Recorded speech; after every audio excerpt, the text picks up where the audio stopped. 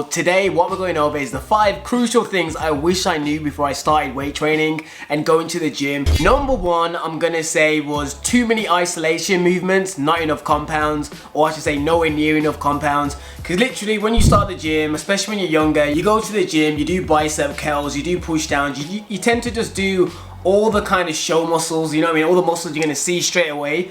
You don't really think about the compounds. You don't think about deadlift, barbell, and all that kind of stuff. You just kind of think, what's going to give me them arms? So that was definitely me. So that's a biggie. For any beginner that's starting, get some compound moves in. That doesn't necessarily mean you have to go straight onto the barbell, but try and do like, try and get to a point where you can do a decent amount of push-ups, like 3 sets of 10. Pull-ups as well. That one's a little bit more difficult and hard, so practice with the lat pull down. Then when you get a little bit confident, feel free to just go with a nice routine that includes compound moves. There's just a lot of exercises that you should be doing that helps build your frame, because you don't want to be that one dude that has big biceps but the rest of your body looks very narrow and skinny, because then you're just gonna look like an idiot. This one's gonna sound a little bit airy-fairy, and you may hear people say it and just may not understand it, but having no mind-muscle connection with the actual exercise you're doing, this one's a rookie mistake. When you're doing an exercise and you can't feel that muscle squeezing and contracting or anything, you need to be able to feel that muscle working and know it's actually doing a good job. Sometimes this could be because the weight's either too heavy for you, so your body's just focused on trying to lift it up without actually really contracting the muscles properly, or it could be the form is not correct. So the barbell press, you're doing too many elbows out wide, so you're not feeling your chest, you're feeling your front delt. So if you moved your elbows in, push a little bit more, then you're gonna feel your chest and squeeze when you push out. Even pause for a split second if you need to, just to make sure you feel that muscle working. Like for me, dumbbell flies, I don't feel that virtually at all, so I always use the cables or a machine because I really can feel myself squeezing. This one is definitely a super common one, and it's too many machines, not enough free weights, especially dumbbells. A lot of beginners, when they go to, especially in the UK, our main commercial gyms, which is Pure Gym and The Gym and Easy Gym, a lot of people when they're beginner are afraid of the free weight section, so they stay with the machines.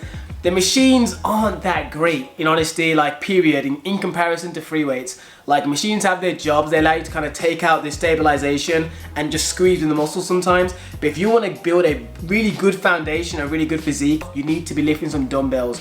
For example, the Smith machine for the squats compared to a real squat. The Smith machine, you're just pushing the weight up and down, you don't have to stay stable. If you can do 80 kg on the Smith machine, that's like your 1 rep max, you'd be lucky if you can do 60 kg on an actual squat machine, because when you have to really hold the weight, use your core to lift up and push, it's a lot harder. So I definitely would recommend you putting time aside to try some free weights.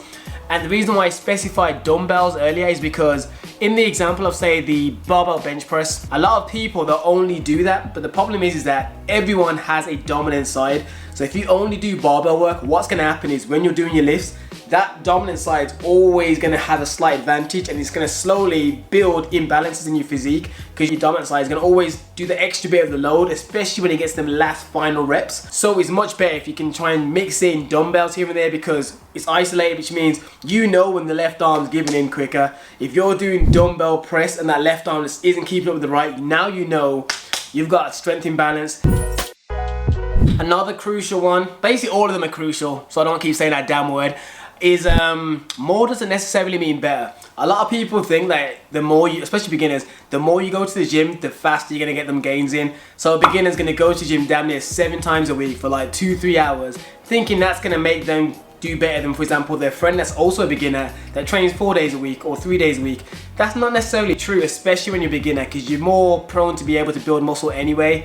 You don't need to be a dead horse. And for those of you that aren't from the UK, I think that's a UK phrase, you don't need to like go above and beyond in that sense. When you're super advanced, then you do have to do those type of things, because you want to build past the physique you already have, which already has muscle. But when you're in that beginning stage, whether you're overweight, you're skinny fat, or you're chubby, or you're bone dry skeleton, you don't have to do that. Eating the right amount of food and training 3 to 4 times a week is perfectly adequate for a beginner, and you will still see quite a lot of progress. You can pack on a decent amount of muscle in 12 months if you eat right and just train. More necessarily does not mean better, and I want that to ring through your head, because too many people, they want to start the gym and they want to do 6 days a week. And I'm like, you don't need to, and it's hard to convince them, but trust me, I ain't gonna lie to you, there's no benefit of me telling you that you don't need to do more in that sense. Just to give you like some of a time frame, if you're not including cardio and you're a beginner, you can get a decent session in 45 to 60 minutes, no joke. 90 minutes at the absolute tops. You don't need to be in there damn near 2 hours, trust me. Because a lot of you forget there's also something else fundamentally that you need when also training is recovery time. If you're trying to go 7 days a week and you're a beginner, your body's not even getting any time to recover. And if you didn't know, recovery is when you actually build the muscle. And basically when you're in the gym, you're breaking muscle fibers when you're training, you're tearing them down. When they recover, they grow back stronger, bigger and denser. And the final one here. This is actually probably one of the most important, but it's one of the most boring, so I thought I'd leave it to the end. And that is at least knowing roughly what your macros and calories are. Too many people rely on the calculators online or don't even know, period. If you want to build muscle or you want to lose fat, the first step is you need to at least know their damn near calories, because that's what's going to decide whether you're gaining weight or losing weight, building muscle or whatever. Then, if you want to make it even more optimal, you can look into macros. But what I'm saying here is, especially because this video is really made for beginners, you do not need to actually track calories and macros every single day. That is the most optimal for making results, obviously, because you're more strict with it. But I don't want you to over obsess. You can literally just have a rough idea. Because at the end of the day, you can be in the gym for hours upon hours upon hours. You ain't gonna look real good unless you die at some point. Trust me, you may know some people that go to your gym right now, training for years, and they look the damn same. The reason why is not because they're training shit, which it could be. It's mainly because of their diet. And they go to the gym trying to fight against the diet, and you're just not gonna win. Trust me, these 5 things will really help you on your journey. And for those of you that are probably like me, feel free to write down the top 5 dumb shit you used to do. Peace. Make $1 million cash for you flatline.